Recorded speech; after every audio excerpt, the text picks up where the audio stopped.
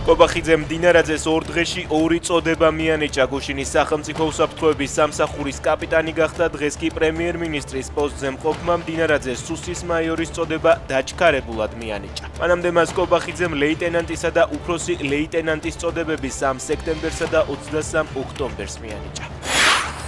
დისკუსიები ოცნებისთვის სავარაუდო შემზღუდავი ზომების დაწესების შესახებ გრძელდება. ევროკომისია ემიგრანტებს პასუხობს. უცხოეთში მცხოვრებმა ქართველებმა ევროკომისიას წერილი რამდენიმე კვირის წინ გაუგზავნეს და ოცნების ჩინოვნიკების დასანქცირება მოითხოვეს. საქართველოს ევროინტეგრაციის პროცესი არის შეჩერებული იქამდე, სანამ ხელისუფლება კურსს არ შეიცვლის, ნათქვამია ევროკომისიის განცხადებაში.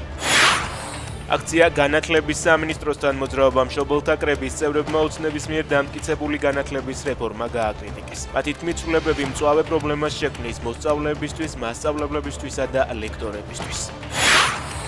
ძლიერი წყალდიდობისა და მეწყერის გამო კალიფორნიაში საგანგებო მდგომარეობა გამოცხადდა. ნანგრევებში მოყოლილი 280 ადამიანიდან 2 დაიღუპა. ადიდებულმა მდინარეებმა და მეწყერმა ასობით ადამიანი დააზარალა. წვიმის შედეგად დაიტბორა რამდენიმე ოლქი. დაზიანდა ავტომობილები და შენობები.